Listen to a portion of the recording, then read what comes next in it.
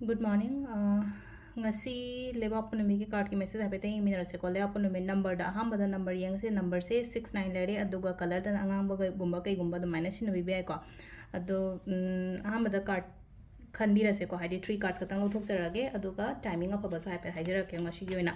ado call tawbada call pairakte haiba ngai waro wi gano ko da sengna loina attend tawba ngam da baini ko haidi call suppose no mada phone kunthra la ena khala se kunthra do minute manga katang khai dorok pada di haidi som da su khala ga yembe na aina thaba ma taru ngai da phone se me ham la aga di attend tawba ngam de na dukan gi number ke gi happy da na ko dukan gi number happy ba ko liba adu hape tang adu da rasu ai aduga aingonda aina ai gi number piri sina only just personal consultations kumba kai gumba tawba ko pa do maina oin oir adu existing client gi oina haraga di always available di oi bane ko haiden hangak pa ko lokpa ma'am kumna ba di loina ho nei ko haidi kitang thengdok thengjing ko pa admai taw do mangai gre ko haidi hojik mak thara ga hojik reply taw ro haibda isu mi oi bane adu na haidi ngam da ba yawe ko do halakte na amuka waro uraga message kumba thara ko pa waro bi gano tasengna sangda ba gi ne ko sangda ba gi ne haraga di thaba ga ma kai ma su chat pane na aduna phara katang ta ba ge ne ko adu hari som ju dum khala ga yeng biro aina thaba ma chatle ai thabak chaling ai du da aina kamaina haide phone do paira ga dum message reply ta ole do na pung kumari ko adu ama katang la ko na te query se sum mi ma'am khangning ba hen bane na dum la e ko adu khangning ba hen do hadi khum da budina te loina mak ti khum bane ko khum da ba je katang ama ni che thau matam da yamna warong nei ro pa yaw ko adu waro bi ga no ko waro bi ga no opposite person gi ju understand kara to bi yo haidi ma su khabak chilam ba yai ko masu kaino ma tawram ba yai ko haibdo dum aina ko aduduna kitang si se ma khara khangmina chu ai nung tu nung ti gi aina su haidi angamba aina angamba aina kaino to ba ngai di yari ngai su upload to na ba update to na ba ko na ba dum ba di ho to hoti ho na jari na ko nung ti gi card message hoiro kaino ma lakpa matam da ritual manifestation ka di crash go ma am se haidi ai ju post to na ba ko na ina ma am gi damak ta ne post to ri se ko haidi personally oina mi amam da ta ko na te yeng video ma am gi damak ta post to bane ko aduduna punna kitang gyan tamina se ko ado sidagi ko card ahum katang lo thua se ko nungti gi lo thua ko ane card number 1 card number 2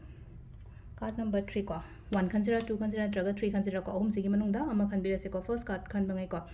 first card sida la ko sida la I se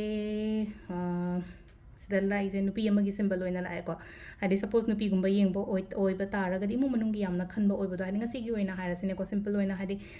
ꯑꯩꯒꯤ ꯏꯃꯨꯡꯒꯤ ꯀꯃꯥꯏꯅ ꯇꯧꯕ ꯈꯣꯠꯄ ꯍꯥꯏꯕꯒꯤ ꯑꯗꯨꯒꯤ ꯑꯗꯨꯝ ꯆꯦꯟꯕ ꯈꯣꯠꯄ ꯑꯣꯏꯔꯣ ꯄꯩꯁꯥ ꯅꯨꯡꯁꯥꯒꯤ ꯃꯇꯥꯡꯗ ꯑꯣꯏꯔꯣ ꯑꯃꯗ ꯑꯣꯏꯔꯣꯀꯣ ꯍꯥꯏꯗꯤ ꯊꯧꯅꯥ ꯂꯩꯕ ꯌꯥꯝꯅ thongna leba ko pasu oi ko yamna mafam hadi confidence leba do hadi mana tawdrago so ai tawbo ngamni haibagi ama lejaba do hadi nangna tawgera ai gi family member atai na tawgera tawrura ai ngamni haibagi confidence yam lei ko dum sigi keno se dum isha da yawhan biyo ko kwai first ko sida leina ko ai goina nupi oi taraga so ko hadi ai gi vision ai gi kaino harasni ko dream goal yamna clear oi bo oina oi ko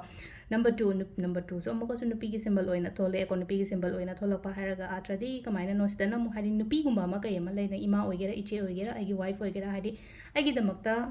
help kumba tawbiba kopiba dum always ko hadi ngasi makta harasina ko pangan thongna happy bo oibodo e nang sima tawsalo ko chalo paisa gi mating oiro natraga hadi mentally support harasina ko andumaina gumba tawbiba haidar ko always available oiba ko number 3 yam phai ko number 3 yam phai numit thole ko numit se amna positive oiba ka ani ngasi gi oina haraga te lots of positivity ko hadi tawruba thaba ingkang kumba da mangol oiba ko pa dumaina gumba piri ko aduga timing sine ki pung 9 ga minute 13 dagina pung 12 ga minute yankai ma thu phong lere ko adagi mo pung 2 ga minute kumari dagina pung 3 ga minute yankai nipan phong lere dun dam gina 3 ga minute yankai nipan dagina nipan ga minute kunmari phong lere aduga nungdang gina 8 ga minute yankai ma thoi dena nongalam dagi pung 2 ga minute 10 phong lere ko sisina ko gi ngasi gi oina phaba timing adu sida lere ko gi card ki message ma'am thank you